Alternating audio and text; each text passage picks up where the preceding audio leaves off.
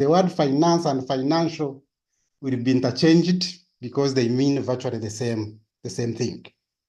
Colleagues, research shows that finances or money are among the couple's top 3 concerns or challenges in their lives. It's among the top 3. That therefore justifies the right to be here discussing this critical subject. Colleagues,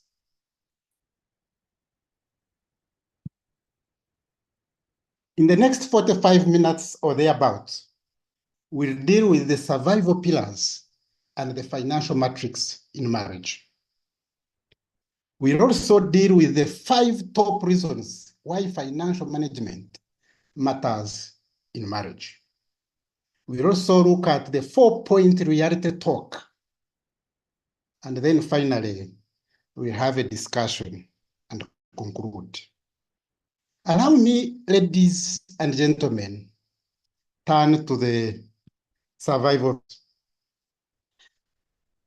There are 3 survival pillars.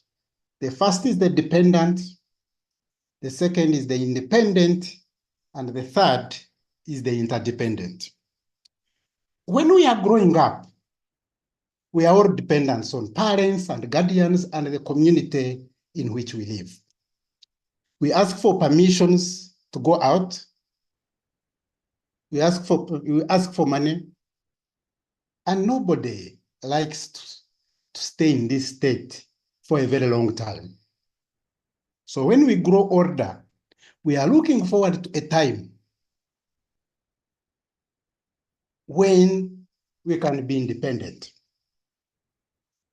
So we get out of the university, colleagues, or college or school.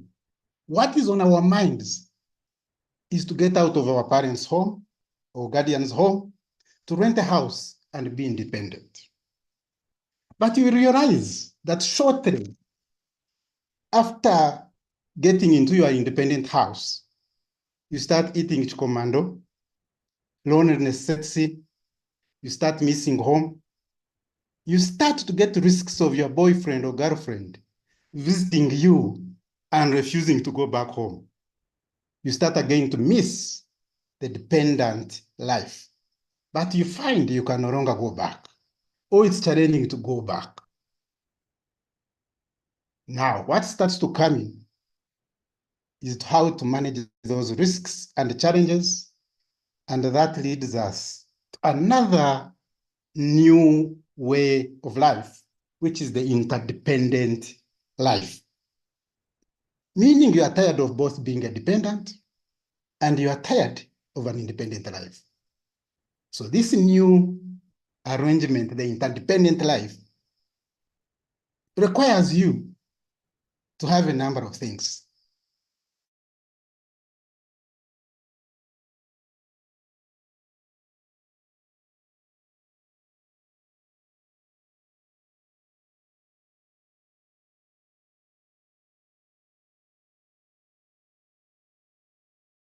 Boys and girls, and you have selected the most suitable partner across the world to be with.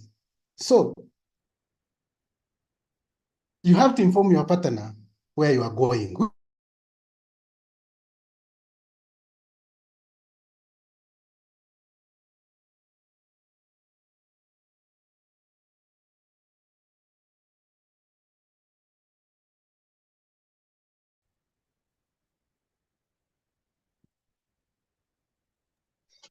Dr. Charles, are you still on?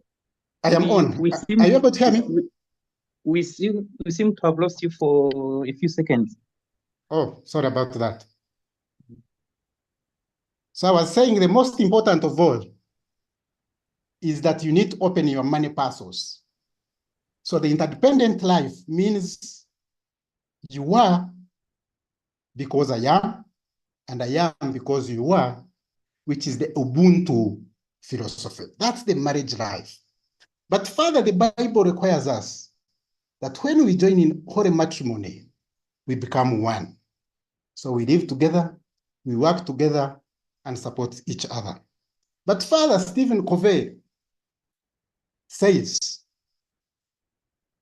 that we cannot benefit from the power of synergy, where 1 + 1 is not 2, but is a number greater than 2. It can be 11, it can be 20, it can be 5, but not 2.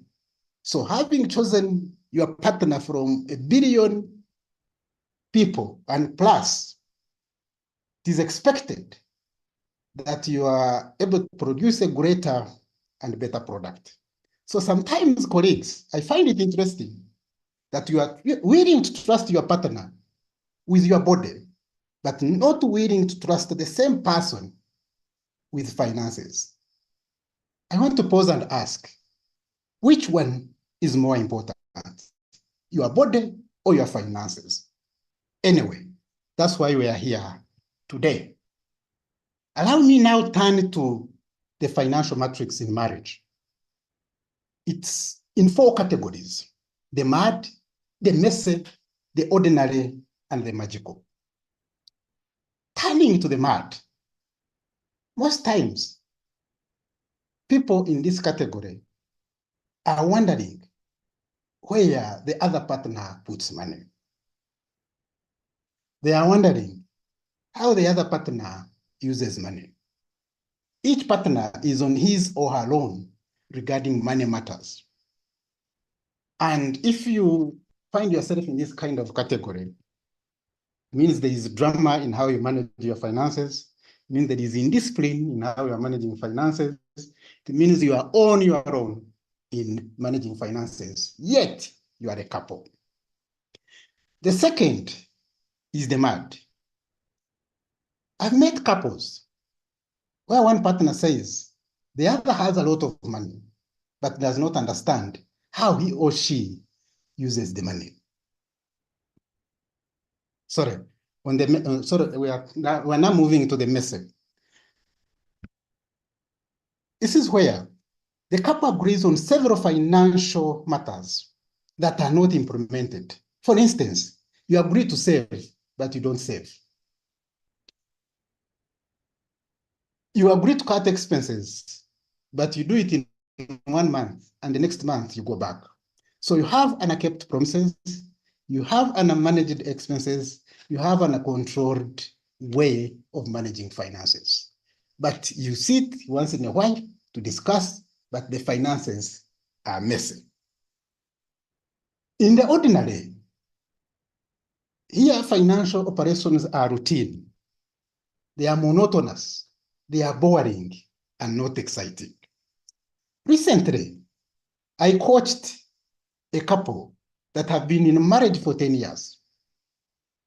They were in a financial boring state. I asked the man, at the time of getting married, how much were you earning?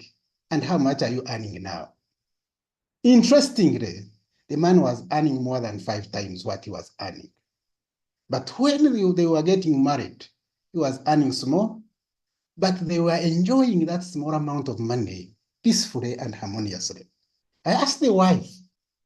The wife was also earning 3 times what she was earning at the time of getting married. But there was nothing now exciting in their financial lives. They are not used to going out to have a cup of tea. They are just there meeting the basics, and their lives was a bit just boring. And I told them, this is not sustainable. You had a little money, but you are able to have joy and fun with that little money. What makes you not have joy with your money that you now earn more? And we are going to cover it later. Turning to the magical, this is where the couple handles finances in an inspiring way. They have moments where they chat and have fun with the way they interact with their money. They have exciting times. They inspire each other. They motivate each other.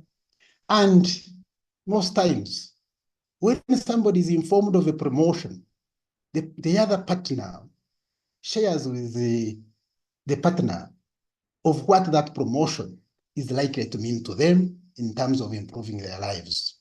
When one partner has a project that is upcoming, the partner will be willing to share what that means to their fellow partner in terms of improving their lives, in terms of the hard work they are going to put in, and how it will change their financial lives. So I want to pose here a question. As AMDA couples, where do you fall? You can share your comment of where you fall or where you see most people falling in these four categories. Let me turn to why financial management in marriage. And I'm going to focus on just 5. The first one is to achieve goals. When you are getting married, you had a lot of good dreams, you had a lot of aspirations, you had a lot of targets, you had a lot of things you are looking forward to. And you are looking forward to achieving those goals together. And this still remains a goal. So long as you are still married and you are still living together, you must work on achieving things together. The second is handling emergencies. You are aware that as a family, there will be some emergencies that are unplanned for, the expenses, costs that will come up. They can be medical, they can be a car getting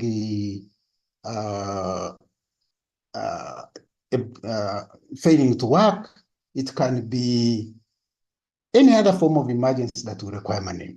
So as a family, you need to sit together and plan how to handle any emergencies that will come up. The other reason why you have to spend some time to discuss money matters in marriage is financial stability. You joined hands to grow together financially. I'm not aware of any couple that wanted to stay the same financially at the time of joining together. So if this was your core reason of joining together, how you handle finances determines how you perform financially. And we'll get into details when we are handling the 4 reality aspects. The next is happiness and enjoyment. When people are coming together, they are looking forward to happiness, they are looking forward to joy, they are looking forward to enjoyment, they are looking forward to a family of unity, a family of engagement, a family of fun. And again, how you manage finances, irrespective of how much is at your disposal, contributes a lot in terms of how you will enjoy and have fun with your money. There is a growing threat around increased stress and conflicts in couples around money. And it's very important that you recognize that nobody in a marriage or in a family likes stress and conflict in their relationship. So it's everybody's interest to handle any matters in their family, including finances, paying attention to reducing stress and conflicts. And we'll examine these aspects when we go a little later into details.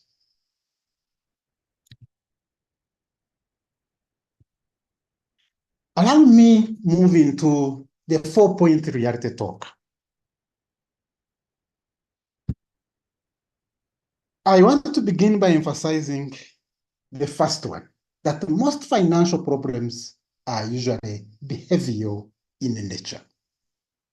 And we'll spend a lot of time here with examples and illustrations and justifications to make sure that there is a good understanding of this aspect, because this is where the real gist of the matter is, colleagues.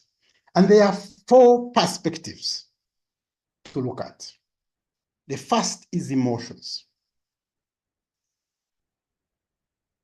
And emotions basically influence how we react and respond to certain things. I want to share an example here. I know of a couple that had scheduled to purchase a piece of land the next day. They had had a meeting with the seller. They had agreed the price. They had contacted their lawyer. The lawyer had drafted the agreements. The agreement had been agreed upon, and the payment was to be made the next day. But in the evening, they disagreed on how to discipline the children. And the emotions that came out of that disagreement resulted in canceling the land purchase. Can you imagine that? How disciplining a child leads into a financial issue that was not an issue at hand. So emotions can influence the way we deal with finances. Imagine, colleagues, the environment you set in to discuss financial matters. Do you discuss it in a manner that is friendly, in a manner that is conducive, or it is discussed when the heat is up? And of course, the outcome when the heat is up is likely to be negative.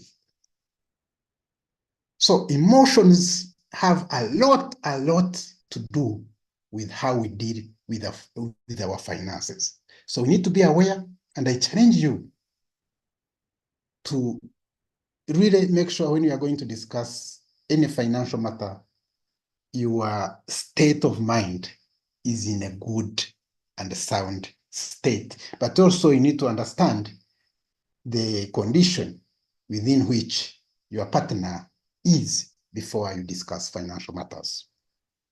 The next is habits. Habits are basically ways in which we manage ourselves. The way we manage time, how we organize our things, how we say certain words. And I have noted that these small things significantly influence how we handle finances. When one partner drinks alcohol, as an example, and the other does not, there is a feeling that the one who drinks alcohol wastes money. When the other partner likes going out and the other does not, there is a feeling that the one who goes out regularly is wasteful. These are most times not true. And therefore, we need to understand each other and appreciate some of these habits to make sure that we have a good understanding of our partners so that we support each other. Where we are weak, we are supported. Where we are strong, we use that strength to improve ourselves. I want to turn to the discipline.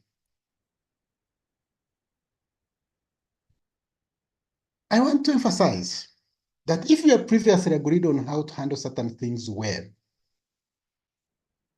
then it will be easier to agree on how to handle certain things today and tomorrow. But if you previously disagreed and created a doubt in how you handle certain things, particularly related to money, then it is easier to disagree. So I will give an example. If you indicated that you had money for fees for the children before and the children will go to school because you have covered that money, and somehow that money gets used up and you don't speak up, and it reaches a time when the child is going to school and there is no money to take the child to school, then you cannot be trusted the next time. But if you share where the money went, how it went, and how important it was, then your partner will straight away trust you. And then the issue of failing to pay fees will be taken lightly because there is justified reason of why you have been unable to pay fees. I have had situations where a couple gives the other, a husband or wife gives the other money to keep. And within 3 months, the other checks with the colleague.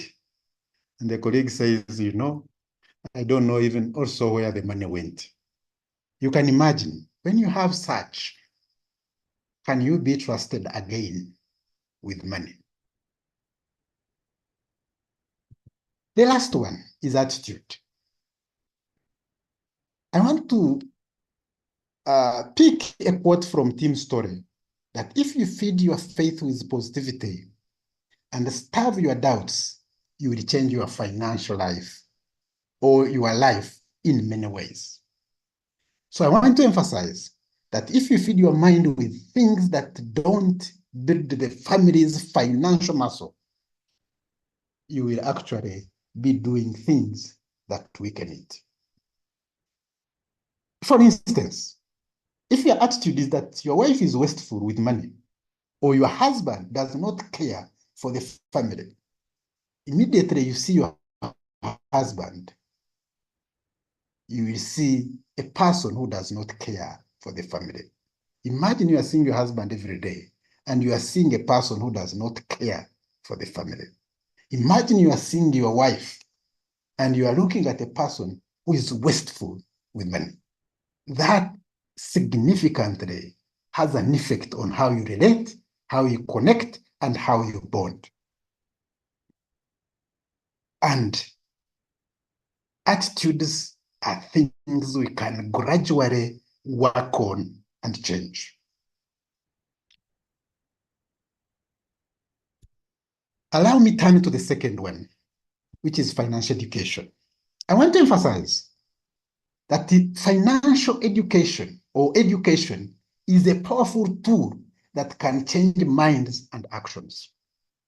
I want to begin with a shift from I to us or we.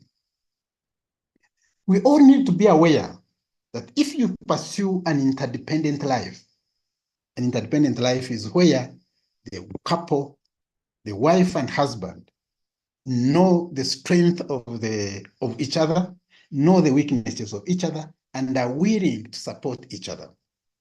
So that interdependent life means you have shifted from I to us or to we.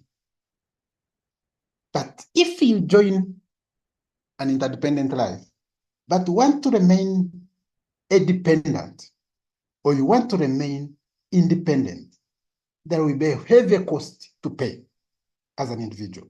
That cost may be dominance from the person who meets the burden, and the other cost may be you becoming hostage from what you are running away from, being a dependent or being independent life. So I challenge you, colleagues, to learn and work on changing your mindset, on changing your actions to move from I to us or to we. I want to move to the second aspect of knowledge, which is think and act win-win. When you are empowered, you start to see things differently. I remember when I learned about these three words, dependent, independent, and interdependent, a number of things changed in my mind. It was just because of that knowledge that I started to see some things differently, and I started to look at things differently, and I started to change a number of things in my financial marriage life. I know of a couple that was blaming the other partner for being wasteful. After learning and experiencing what the other partner was doing, the partner understood accepted, and even apologized. When you see a big stone in your partner's eye, you may have a much bigger stone in your own eyes. So learn to view from your partner's perspective as well. Where your partner wins, you are the winner. Where your partner loses, you are actually a loser. There is no beneficiary in a loss in marriage. So I challenge you that we have to think and act win-win. The other is the source of money and how money works.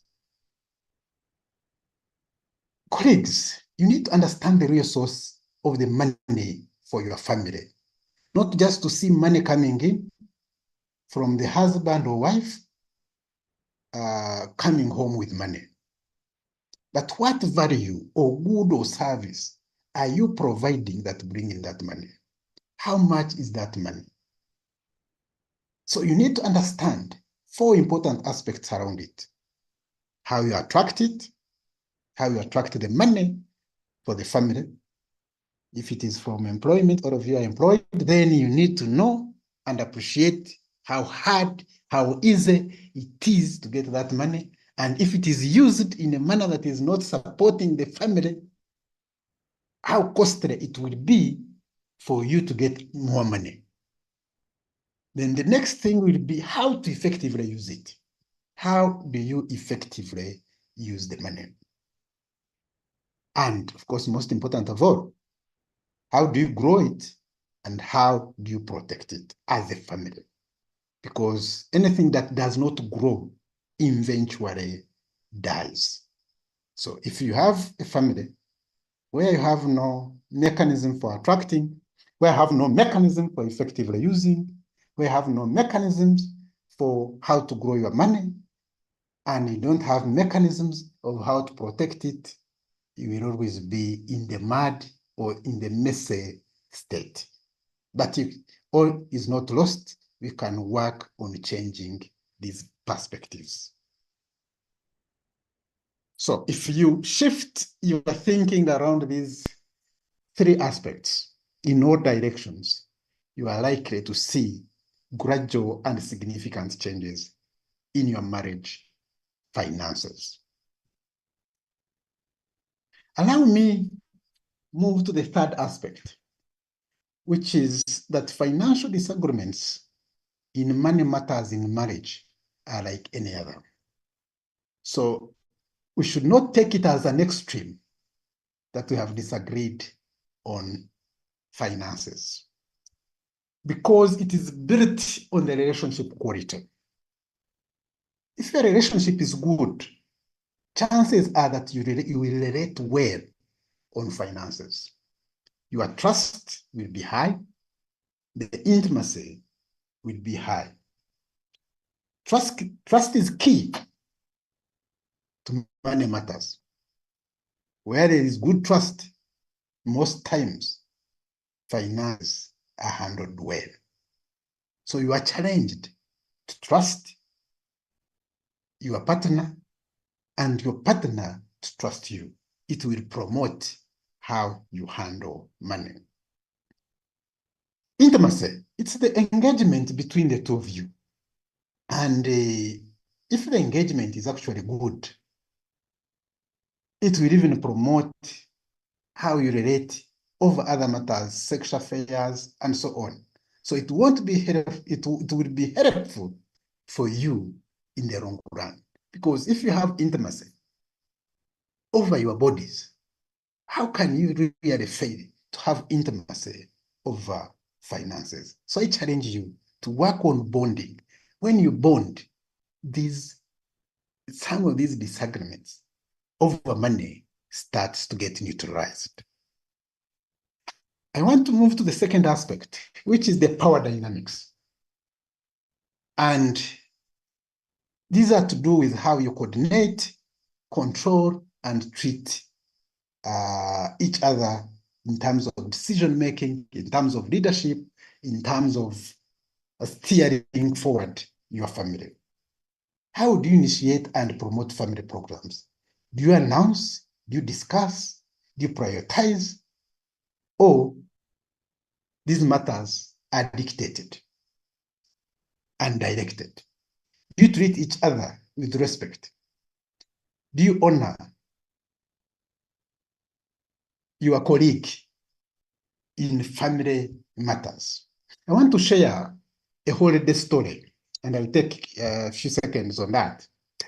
A couple agreed and saved money for 9 months to go on a holiday.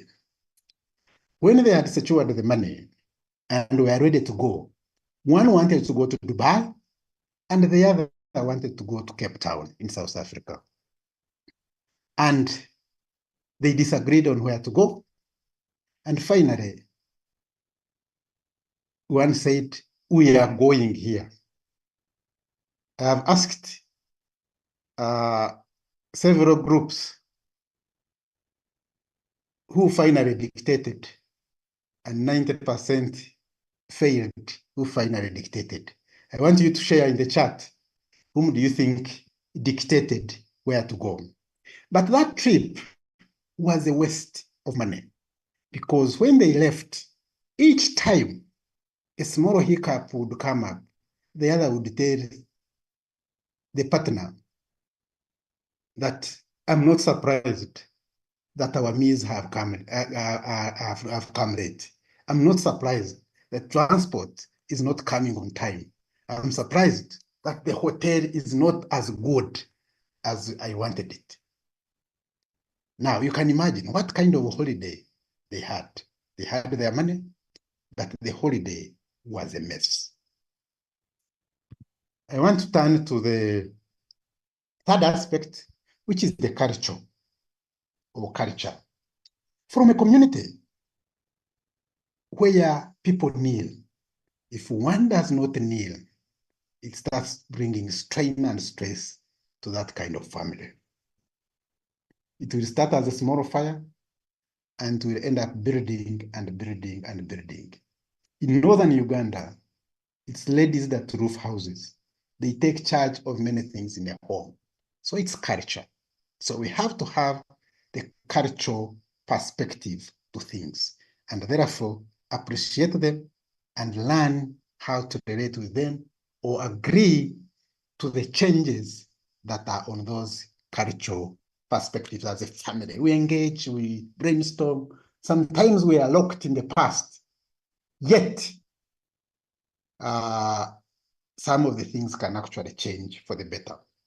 The other thing is upbringing. How were you mentored? How were you trained? How were you advised before you went into marriage or on an ongoing basis into marriage? There are those who are told that your money is your money, that family money comes from the man, that you have to look after your wife. Such persons who have come with that kind of information will behave differently. And therefore, you have to really reflect back and see, where does my husband, where does my wife come from, and appreciate that upbringing and work slowly on changing it. It may not be a day's event, but gradually, when these things are shared, they start to change. And of course, communication is key. There are those who call a spade, not a small spoon. And there are those who will rotate, and you have to imagine what they are thinking or what they are planning to say. So you have to understand your partner, and you may have to start learning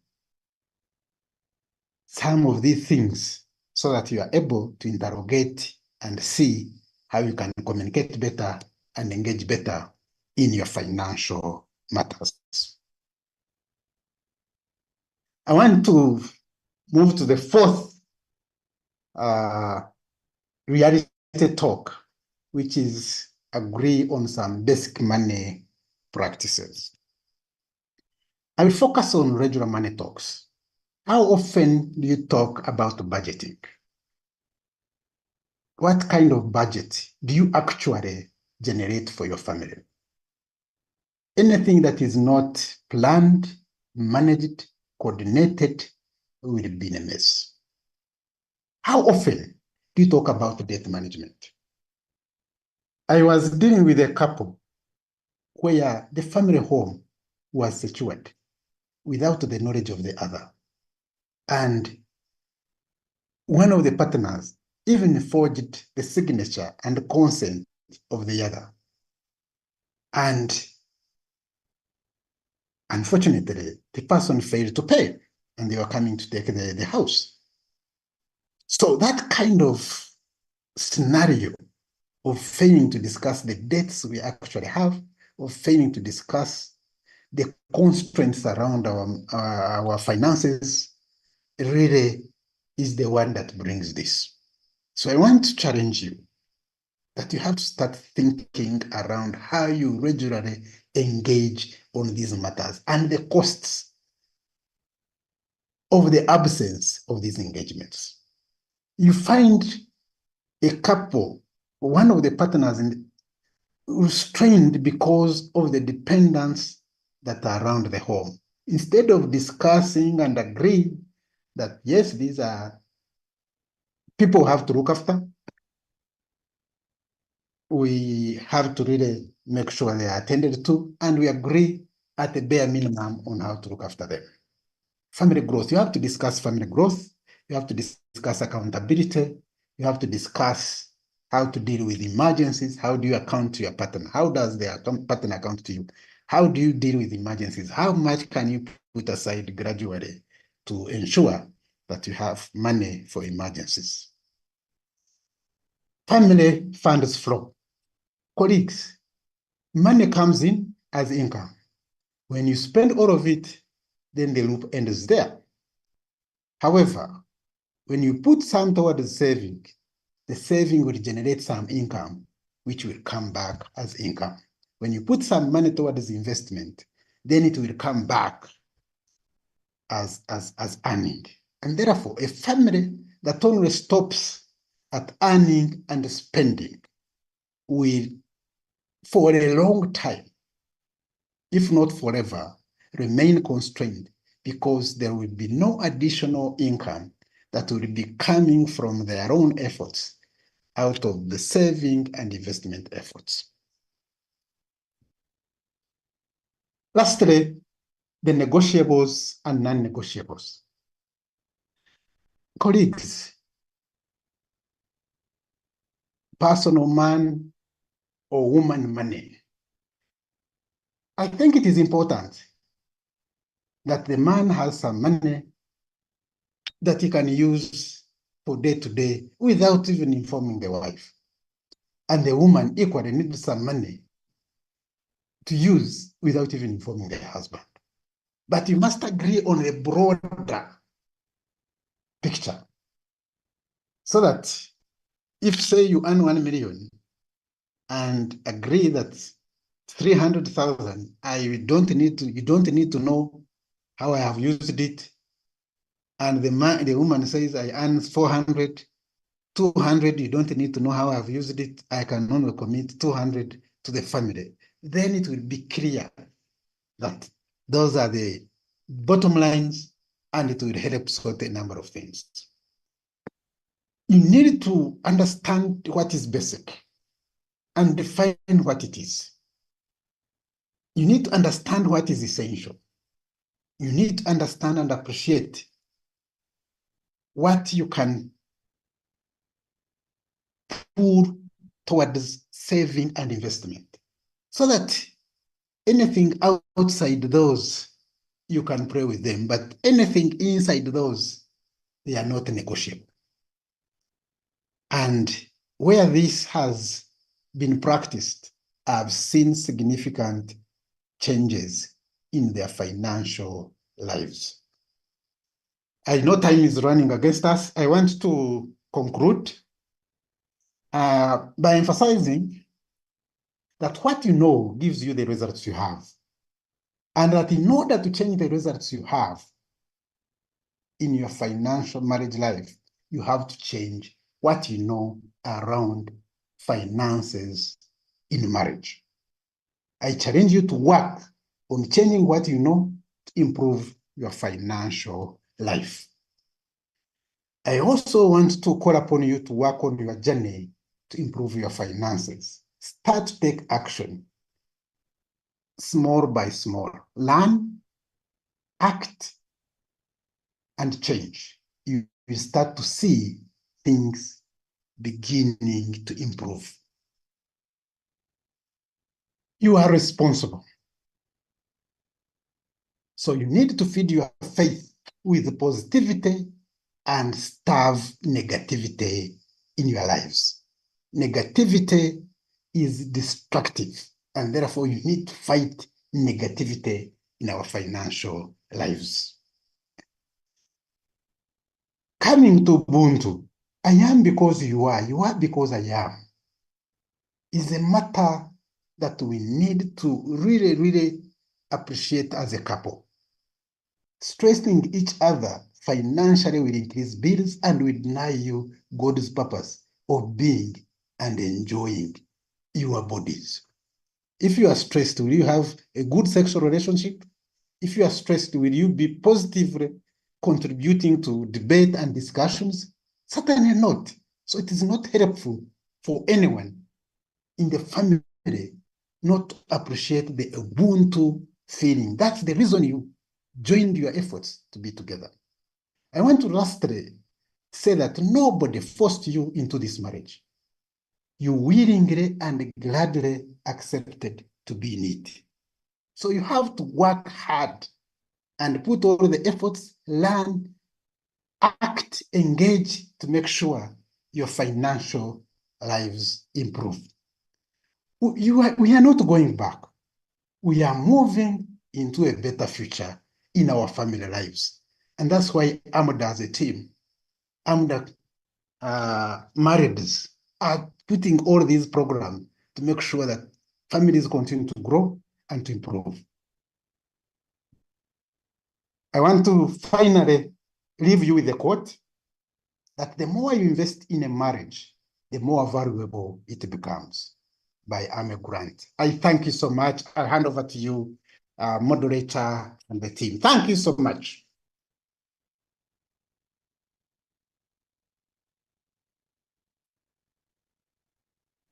Thank you, Dr. Barugahare Charles, for that wonderful presentation.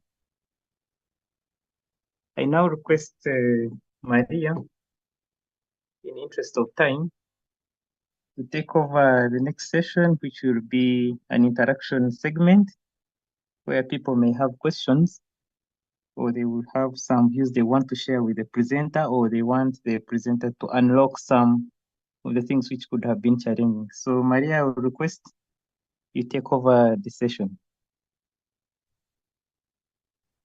Thank you. Thank you, Dennis. Thank you, Charles.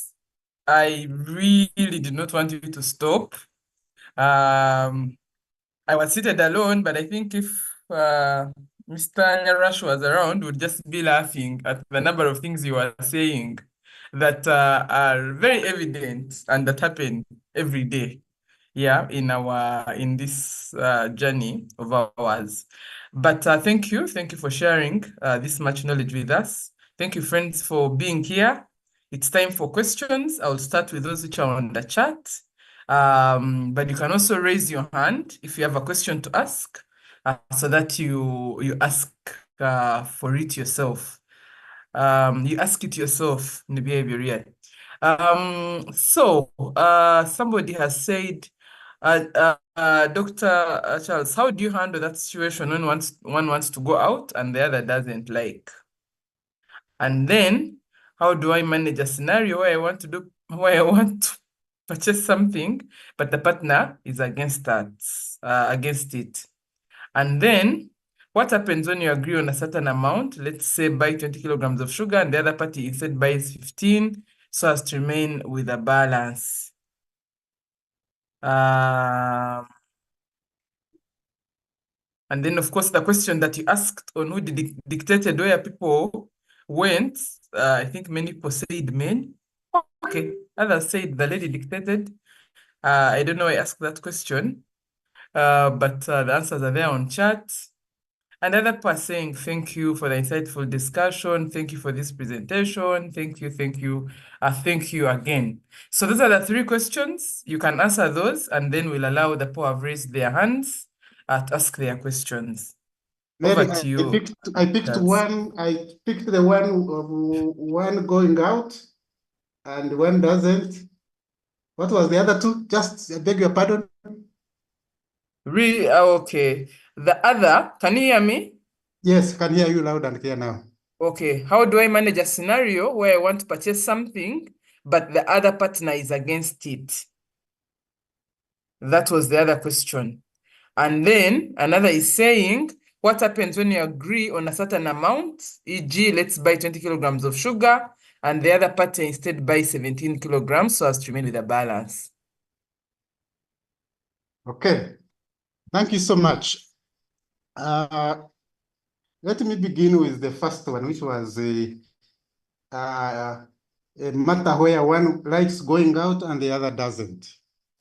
I want to emphasize that we get into this marriage relationship bringing various strengths. The various strengths, some of it may be in relationships, some of it may be in leadership, some of it may be in engagement, some of it may be in communication, some of it may be in being productive. Now, we need to appreciate that we also have weaknesses. And because we have weaknesses, it's therefore very, very, very important that we spend time to understand and appreciate our partner. If the partner likes going out, what's wrong with going out? If I may ask. If he's going out and to have fun, to have joy, but is responsible when he's out. If you are a person who likes staying home, it's okay, but we need to appreciate the strength of each other. That's the interdependent relationship I'm trying to emphasize, that you capitalize on the strength, because from those relationships of going out, a project may come, a consultancy may come, a job may come. So we need to appreciate that. And it's a journey that we need to take as individuals to learn the other partner and engage on it. And where necessary, even involve a coach or a mentor to discuss some of the things that really put you off when some of them are actually very small. The second thing is when you want to purchase something and the other partner does not support the purchase of that thing. Again, I've emphasized the issue of trust and intimacy. You see, you will easily disagree if you don't trust each other and if the intimacy is not tight. I'm wondering if where intimacy is tight, trust is high, you are going to buy something that is going to be useful for the family, you are going to buy something that is going to make you happy, you are going to buy something. Is your partner interested in you being miserable? Is your partner interested in you not progressing? I don't think so. I think we need to bring our partners on board through an engagement, through a coach, through interaction, to be able to bring our partners on board. Now, you also talked about the Njauru. The Njauru aspect also comes from the trust and the intimacy. If you don't trust your partner, certainly your partner will create Njauru from you. If the partner does not trust you or does not believe you, or he knows you or she knows you as Mukonogam, as famously indicated. So the issue is that we must work on building more trust in the family. Because for me, the bottom line is the most precious thing that we all have in this universe is life. And life is through our bodies. If we can trust our bodies with someone, how can we fail to trust our partners with one of the basic things, which is money. I really find that very, very challenging. And I really call upon us to work on learning and engaging our partners to make sure we are on the same page. I thank you. Doctor, there is one more question which is unanswered. It was to do with how do I manage in a case where I want to purchase something, but the other is against it.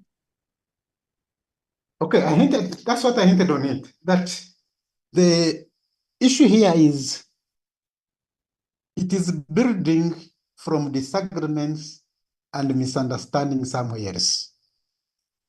Because if you are understanding each other and trusting each other, it is highly likely that the other partner appreciates why you want it. It is highly likely that the other partner understands of how important it is to you to make you happy, to make you a better person. But if there is no good understanding of this matter in the way you connect, then chances are that the partner will not support you because he does not understand it. And so the first thing is to work on your partner to connect in terms of trust, in terms of intimacy, in terms of how you communicate, in terms of how you relate, because that's the foundation of your decisions and of your actions. Thank you. So you seem to suggest that the problem is not the disagreeing on the finances, but the problem is that in the first case, mtu maneta hikini. And so you actually cannot agree. Yeah. Somebody says, friends, feel free to raise your hands if you have a question or to type it in chat. Jordana says, in most cases, women have a sixth sense. Sometimes you see your partner making a wrong decision or investment with his money. You advise and they refuse. They go ahead and invest and boom, all the money is lost. What do you do? Okay. Thank you so much. There is the sixth sense, there is the seventh sense, there is an eighth sense, there is a 10th sense. But the important thing here is that there are things that require a little more engagement in terms of assessing the benefits and costs of each. And sometimes if the matter is of significant material value, it may even be helpful to get input from a professional person. For instance, we have made some purchase decisions where we visit properties and one partner says this property is not viable, the other partner says this is the best property I've seen. And you reach a statement. What we have done in that kind of case is that we have invited about 3-4 people together and told them, look at these properties, rank them in order of importance, in order of what you would consider to buy. And sometimes 2-3 people have said this is a better property, and one has said the other is the better property. And by that, we have easily made a decision based on those numbers, and we gain consensus easily in that aspect. So where you really think the aspect is of material value, then involve other people, but in a smart way and peacefully. But also, you can invite in a professional to guide. For example, if it is about investment, then you can even bring in a professional to support. But if it is about the meals at home, I suggest then you engage more and more on how you work on your menus. But if it is a fundamental financial decision, I would really suggest that you involving other people, particularly professionals or colleagues that you really trust in such kind of decision. It will build confidence and motivation, and also enable the other person agree that indeed his view or her view was not right. Sometimes the sixth sense is also wrong. So I don't want to judge here that it is always right. Sometimes it is also wrong. So I want us to look at it from the balanced perspective. So the sixth sense can also be wrong. Eh? Okay. Sure. Why do I think that is coming from a man? I am refusing to be biased. I am being a moderator that's not biased. Okay. Another question is, what do you do? What do you do when one partner attends church but the other partner doesn't, and yet they say that a family that prays together stays together? I don't know if this has an effect on the finances, but that's a question on chat. I'm seeing if there's any other. Okay, so friends, raise your hands or unmute and ask your question. So Charles says one more question. What do you do when one partner attends church, but the other doesn't, and yet they say that a family that prays together stays together? I guess this person wants to ask if it has anything to do with the financial management in marriage. Thank you. I think we need to borrow from the words of wisdom from Tim's story that says that if you feed your faith with positivity and you starve negativity, then you will make changes in your financial or in your general life. I want to think that the aspect of faith, particularly prayer, faith in whatever you believe in, is a journey. It's a journey that starts with from upbringing, that starts from our family backgrounds, that continues to what we have seen and experienced, and it's a matter that can gradually and continually be improved upon, provided there is a consistent, justified method of the importance and value in a manner that is welcoming, in a manner that is friendly, in a manner that does not dehumanize the other party, in a manner that does not label or name tag the other party, but in a manner that constructively leads into something. For instance, if I'm assuming it is either a man or woman not praying, if the other calls the children and they start praying and the other one comes and joins and comes home and finds them praying, it would be very hard for that person to walk away.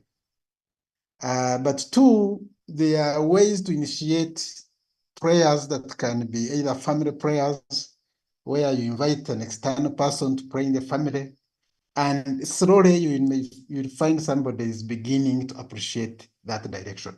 But I want also to emphasize that people are uniquely different, and it may require some more energy depending on the person, or sometimes it may not be of any interest at all to that kind of person. So it's a journey that you have to take and proactively work on gradually. It's not a one day's event.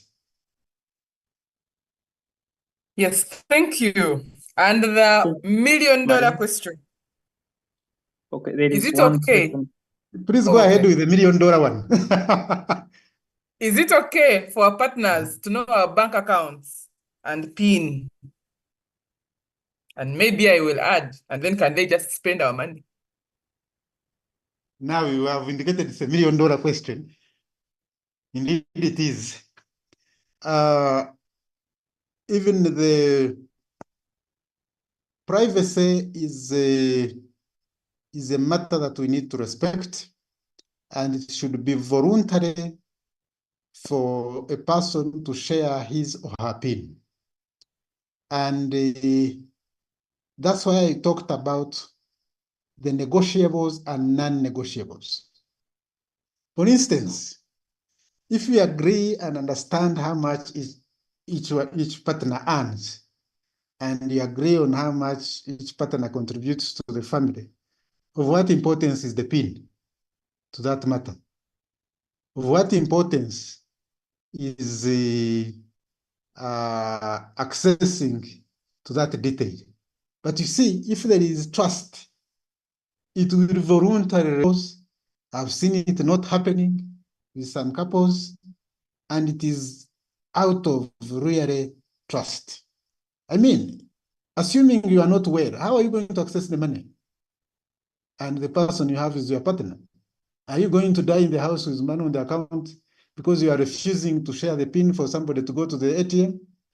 Or you will share it, and when he comes back, you change the PIN? Whatever it is, but the important thing is trust and intimacy. It's those that will facilitate the other person to share. And it's built gradually. And it's only that will facilitate that sharing. That's what I would really think.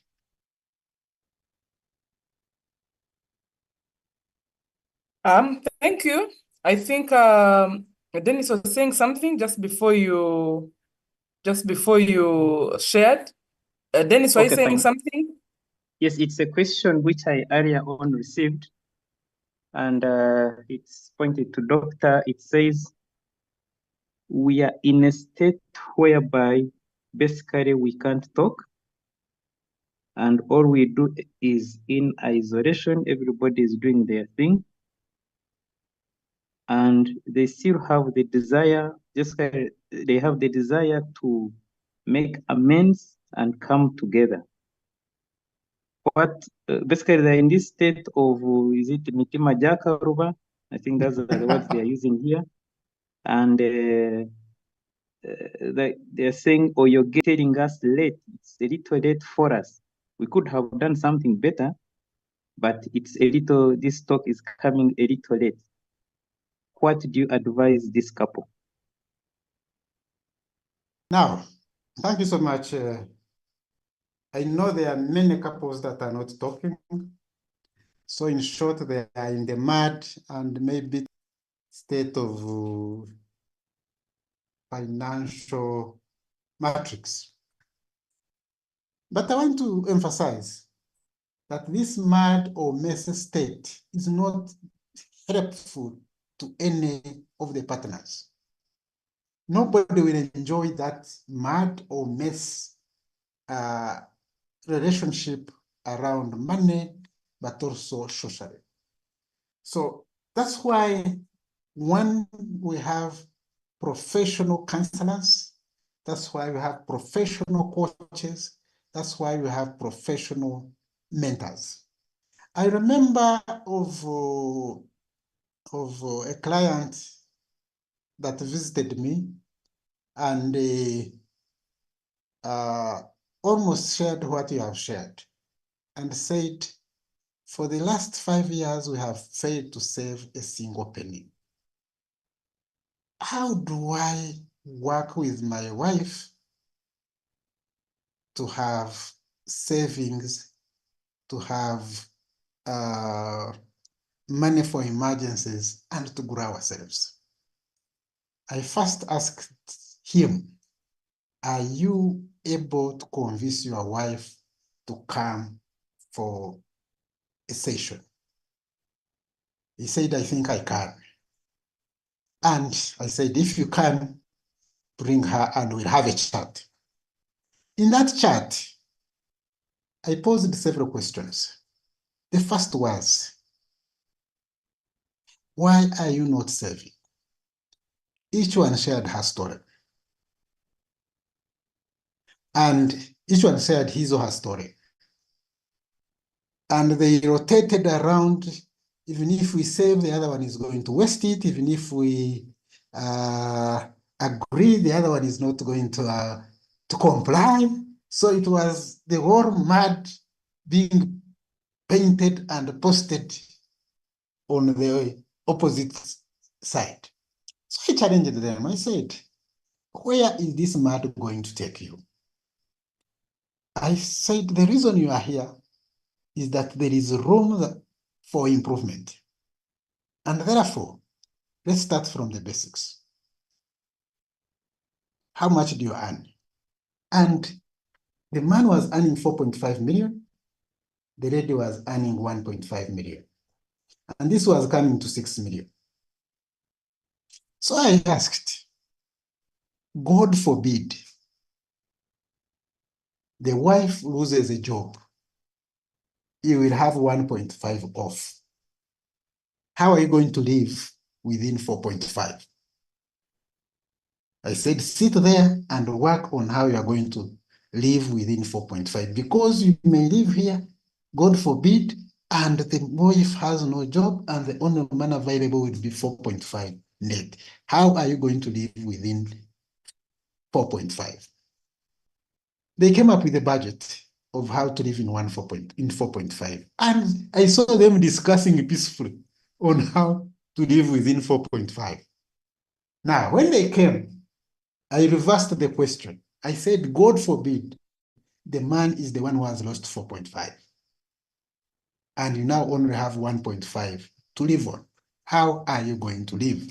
I said, go back and work on how you would live within 1.5. By the time they finished that exercise to cut their costs to fit within 1.5, they came back, they said, we are done, we are going to save, and we are agreeing to save 1 million per month. And we report back, and we'll be calling you every month to confirm that we have saved 1 million. I'm glad to report it's now 7 months, they have saved 7 million. These are the people who were not talking at all about their lives, and they were in a mad kind of state. So people can be put in an environment that can facilitate talking, that can facilitate connecting. And that's why those professions actually exist. I hope I have answered the question. Yes, you have. But I think the more you answer questions, the more you prompt others. A few people It's on okay. chat, one has said, as a family, it is good to have a family account, keep family finances, solve all family problems. Another one is saying, things of sharing an account PIN are difficult, but you realize the importance when you face the reality of life. My friend almost died in ICU during COVID because of yet his salary was flowing to his account for 3 months. Another question that has come to my inbox, Charles, is that can the moderator please comment on men taking a lead role in provision in a home? It's a big challenge. Most men are laid back.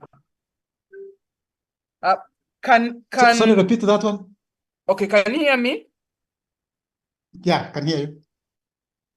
Can the facilitator comment on men taking a lead role in provision in a home? It's a big challenge. Most men are laid back. Can you please encourage them? You can guess where this is coming from. Okay, thank you so much. Most of the comments are around foundations in trust and intimacy. And I want to repeat this, that the moment we don't work on building trust and intimacy in our relationships, it is going to be very hard to share most of the things that we are talking about and to even discuss them, because a pin is something that is easy to share. I've shared my pin. But whom am I sharing it with? if I share it or if I give the ATM to someone and I know if I had 5 million and he was going to pick 1 million, he will pick 3, will I share it? The answer is no. If we agree to put a joint account and we say both of us have to sign and one is not well, still that means it won't help us. But if we put a joint account and either can sign, but we trust that nobody will withdraw money without informing the other, then that joint account will work. So you can't even think of a joint account when the foundations that I have talked about are not existing. So for me, the journey to this is to work on building that foundation. And the only way we can work on building that foundation is first knowledge that it is important as a family to have these kind of things to prepare for any eventuality. The eventuality is that you may not be well and we can't access money. The eventuality is that, God forbid, you may get injured in an accident and even all your documents or your whatever are lost. Some properties are actually hidden and nobody knows them. Some bank accounts are actually hidden and nobody knows about them. But all of this is stemming from the aspect of failure to trust and rely on the other partner. So I want to emphasize that we must build that foundation. And the one way to start is to work on learning, but also improving on how we actually relate and connect. And learning and educating ourselves, particularly if we learn together. I know people who attended from the start and are couples, by the time they leave, they are slightly different. If one goes and is going to share, the way the message is passed on will be slightly different as well. So that is the other challenge, that we have to really gradually involve our partners in learning and educating ourselves. Now, the last one is on the that men are laid back and actually they need to participate more actively. Now, I have received this question many times, but also I've also received from ladies, I've also received the same question from men, that ladies are laid back and actually whatever little the men raise is actually wastefully used in things that men also don't understand. So yes, there will be a couple where the lady is very active and innovative and creative and working on building wealth. There will be a couple where that is the reverse. So we have to understand complementarity, and where somebody is stronger, the other party needs to appreciate and join hands. Where the other one is weaker, the other one needs to appreciate and support the other to also come up. It's out of engagement, out of appreciating, out of learning that we appreciate the strength of each other, because it may not be easy to quickly jump to a level of your partner in terms of participation, in terms of engaging and so on. But it's a journey that you can work on, that the other party can be informed that I feel this is what I observe and how can we, but you need to bring it in a manner that, one, you recognize where is strong, but also emphasize that can also improve in these areas. You also highlight where you are weak and you are calling for support in those areas where you are weak. That would really help to beef up that discussion and improving in that area. But also the other reality is that we cannot learn and improve. And I strongly believe that from the time I appreciated the interdependent aspect in marriage, our lives have significantly changed, and I have continued to learn. to know what my partner likes. How do I balance what my partner likes? How does she balance what I like? And we engage. And sometimes the discussions are tough, but we finally agree that here we have not agreed, but the broader principle is this, and we move forward. And I think that is the guidance I would really give. Thank you. Thank you, Charles. Our time is far spent, friends. We're supposed to finish at 9. I am going to allow 2 more questions, and then we keep the others for another time. Orator, you have your hand up. Please ask your question. But just before Orator asks, Charles, you'll answer the 2 questions. Somebody in my inbox says, is it okay to go ahead and do your projects when your partner is in disagreement? So you'll answer that with Orator's question. Orator, over to you. Thank you so much, Madam Moderator. Dr. Charles, thank you very much. It has been an awesome presentation. You're just spot on. I just wanted to use this opportunity to thank also the Marriage Council for giving us such opportunities that are empowering. And I would want to use this opportunity not to let a doctor go without advising us how to involve our children as far as financial literacy is concerned. Because you find that most of the problems we have, if we had been trained better when we were growing up, maybe we wouldn't be having them. I happen to interact with the Indian community, and they seem to be doing much better than we do as Africans. And I think it goes back to the family understanding finances and management of their resources. So kindly, as a professional, help us, give us tips on how we can empower children so that they don't go through the same issues that some of us might be going through. Thank you so much. Thank you. Okay. The first is, can you go ahead and do the project when the other partner is in disagreement? I think it's a yes and no. It's a yes in a sense that sometimes the perspective at which one partner looks at something is completely different and sometimes off. And therefore, sometimes you have to find the ship and boat moving.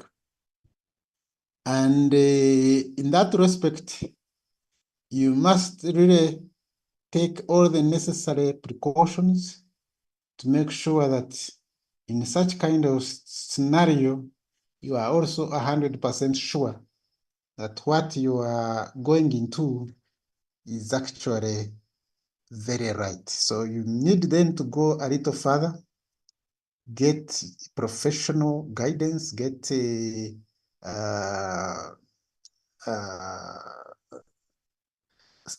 verifications and more proof to support your argument, so that particularly if it involves significant amounts of money, because sometimes what the other partner is able to see, you are not able to see.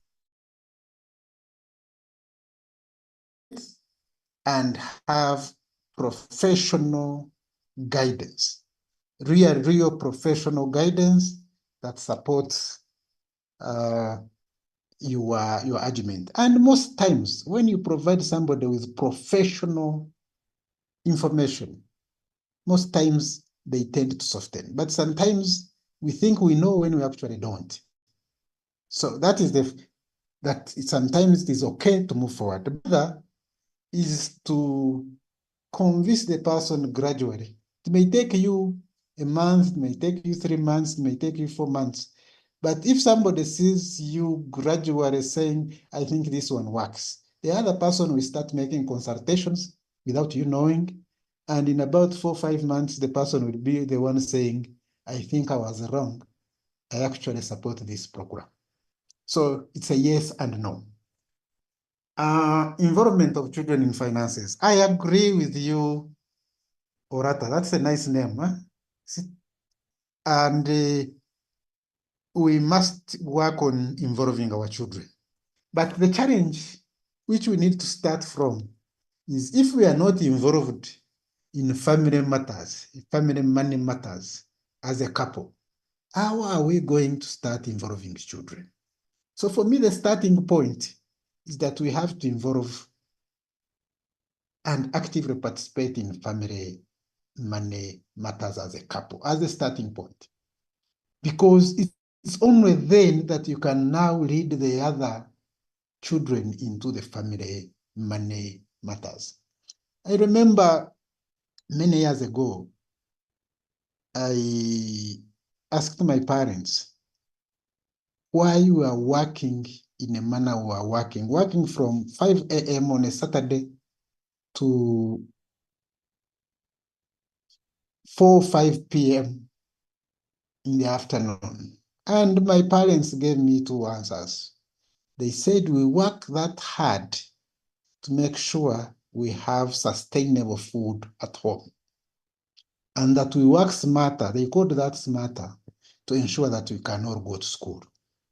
And they said those who are not working that hard are likely not to have their children go to school. That message sank deep into me. It was a very, very powerful message that I appreciated. So we must create the environment that creates even the children asking questions, asking which projects we are involved in and why we are involved in those projects. But we must be intentional in our prayers when we are praying together, praying for our projects, praying for opportunities, so that the children start to hear those kind of things. When you are going to check on some of the projects, you go with them. Sometimes you go with them. If it is a private company, you go with your children to work together and guide them and give them some assignments. It's the only way we can guarantee continuous and sustainable wealth. Otherwise, all the wealth we'll create will be wasted and abused immediately we are out of this world. I thank you. Thank you, Dr. Flowers. Flowers to you. Thank you, members, for hanging on.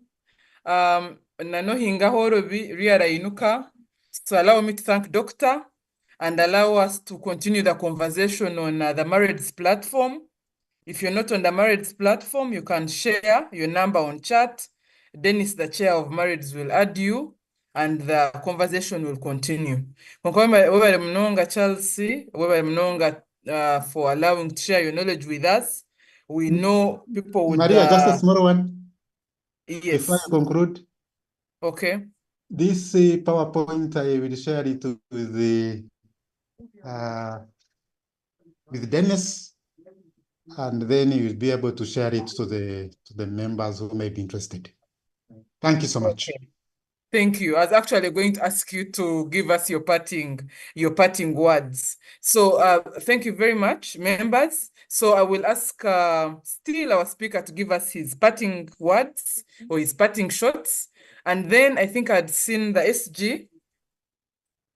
I don't know if he's still here. Is SG here? Okay, I don't see him anymore. SG Privato, SG Ruchuche. Wanji? SG Ruchuche, SG Privato. SG Ruchuche, but if SG Ruchuche is not there, then SG Privato will thank our guest for us after he has given his parting shots. Twebarze, then Ashabe, and we can go to Chimeza. I hope, Dennis, you're picking the numbers that are on chat. Mwebale Mnonga Marrieds Council. I think we need this over and over again. So Dr. Charles, your parting words, and then Privato can thank you for us on behalf of AMDA, and then we close. Thank you very much. Thank you so much. I strongly believe that the reasons we are joined together, having selected ourselves from billions of people to be married and to work on building ourselves together, had God's intervention. And therefore, we need to have strong faith with positivity and continually nurture this faith and work on starving negativity in our marriage. You hear somebody saying, I will not expect any better word from him. That is from a husband or a wife. That kind of negativity, even when this time the person researched and has very positive message to share, the message will be received with that negativity. And therefore, we can make changes in our lives. Number two, I don't think we can go back. The cost of going back is very high. So it is easier to move forward into the future. And if we work on a few things, and they're not big things, the many times I've engaged in financial coaching sessions, the matters are not that big. It's around what Dennis called the Mtima Jakaruba. Mtima Jakaruba from where? Just small things building up and turning into big mountains. But slowly, those small pieces can be removed and you get back to a flat piece of engagement that allows engagement and connectivity and bonding and trust and intimacy in our families. Those foundations that will help us become strong, and we can only achieve more together as a family than when we live and believe that we can survive independently. We cannot. I thank you so much.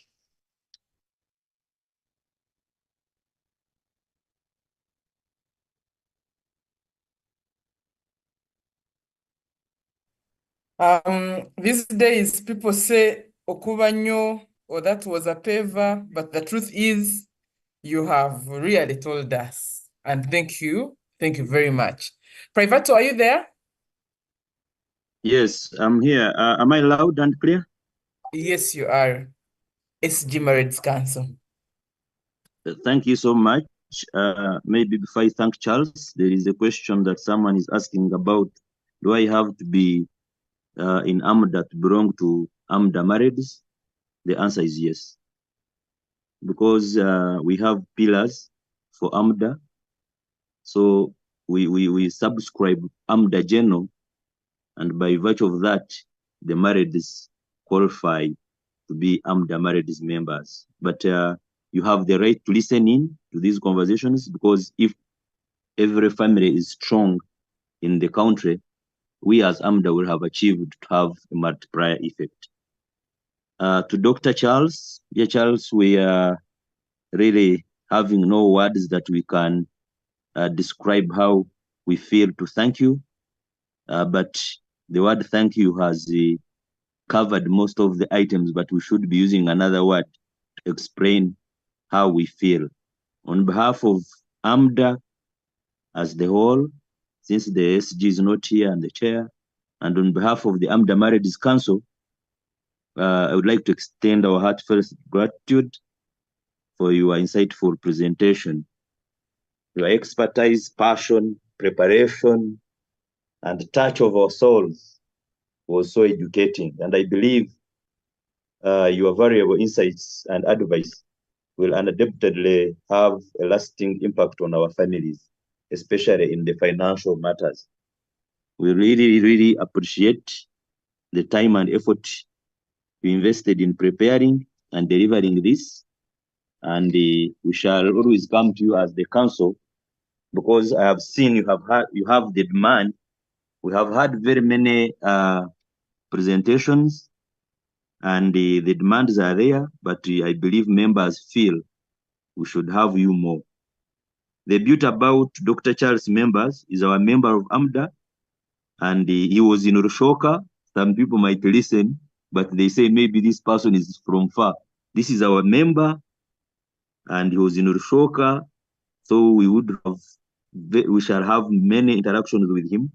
He's going to share the contacts to us, and we shall give you. And I have posted on the marriages his logon for finance lip, where he presents every Wednesday, end of month. So we can always go there and have more sessions. But here, as the council, we pledge that we shall be bringing more people. I want to thank all members who have logged in, and today we have registered some quite good number, and I thank you for registering on time. And also to thank specifically Maria and Mediac team for supporting all our activities to help us have members log on together. We wouldn't have managed without you. So we believe that we can do much more than this. If you all support us, it is quite embarrassing if we get a presenter or someone, an expert, and he finds 20 people or 10, when actually AMDA has thousands of members. So all of us can pick. Today, I'm not going to share the summary. Members, I know, are going to demand for the summary, but sometimes the presentation needs to be left original. I don't know what the members will say, but when my chair approves, I can, but I need it to remain original. So we encourage people to log on all the time.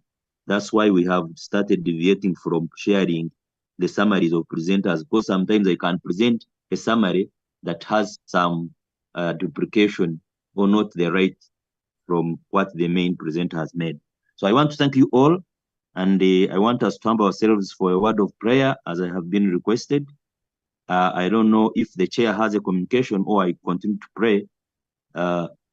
Chair Masco, do you have? No, please proceed. Thank you so much. In the name of the Father, and the Son, and the Holy Spirit. Amen. Heavenly Father, we thank you for the gift of life. We thank you for the gift of members who have the expertise that we want, like Dr. Charles. We thank you for all the members of AMDA and AMDA marriages who have come together to make sure that we strengthen our marriages and our families, that let us strengthen the Catholic Church. And we pray that you bless us, you give us everything that we desire to keep your name glorified. And we pray that we be one all the time and we grow in our faith. I pray all this through Jesus Christ our Lord. In the name of the Father, Son, and the Holy Spirit. Thank you so much. Over to you, Maria.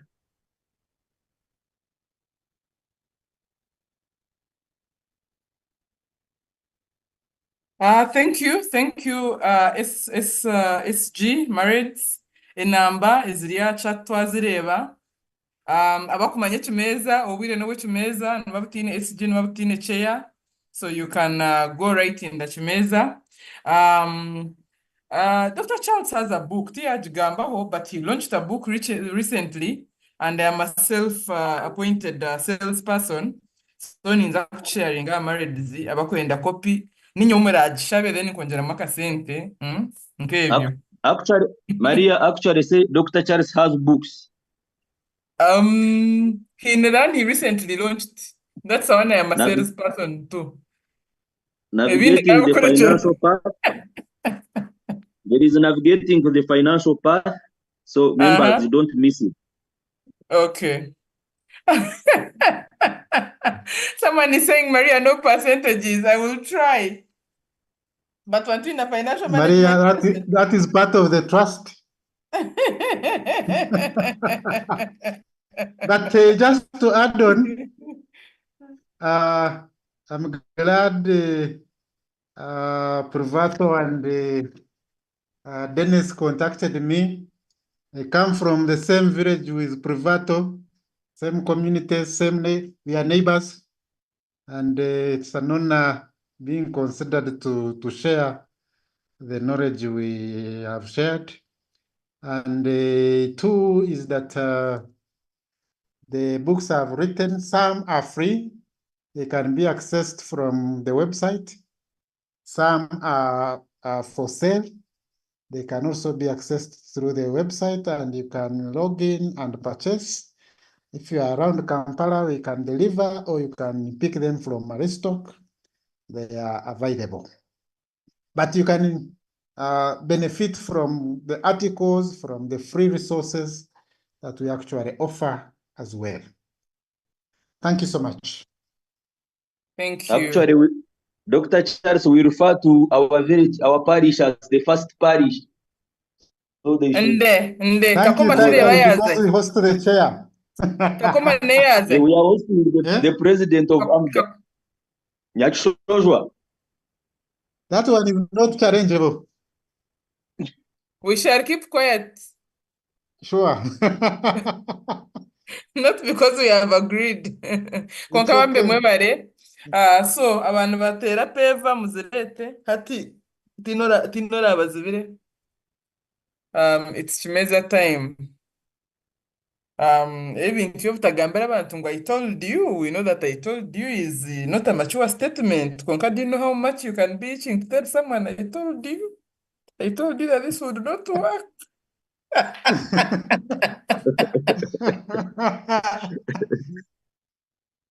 But if somebody told you,